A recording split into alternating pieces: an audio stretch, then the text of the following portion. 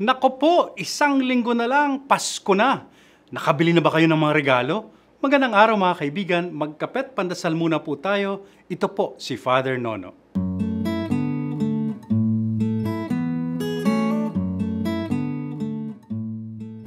Siguro tulad ko, cramer din po kayo pag ganitong magpapasko na. Di pa kayo nakapag-shopping para sa mga handaan sa Pasko, pati Christmas decor marahil. At pinakamahalaga, mga pangregalo sa exchange gift, sa opisina o panregalo sa sangkatutak ninyong mga inaanak.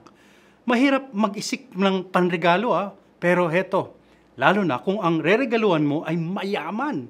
Kumbaga, nasa kanila na ang lahat. Ano pa nga ba ang may bibigay mo sa kanila na wala pa sila?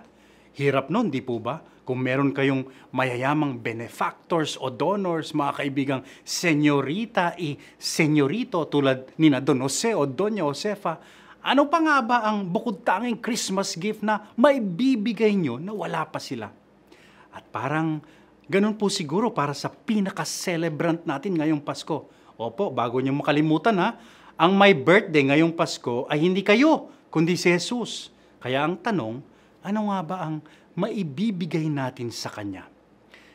Nasa Kanya na lahat. Di ba si Santo Niño may hawak-hawak na buong mundo?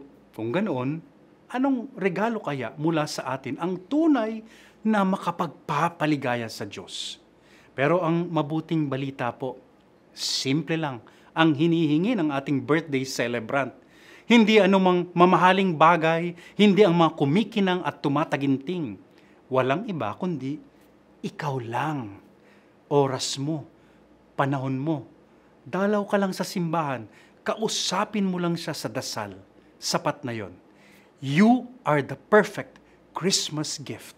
Opo, ikaw ang dahilan kung bakit siya naging tao, kung bakit may Pasko. Amen.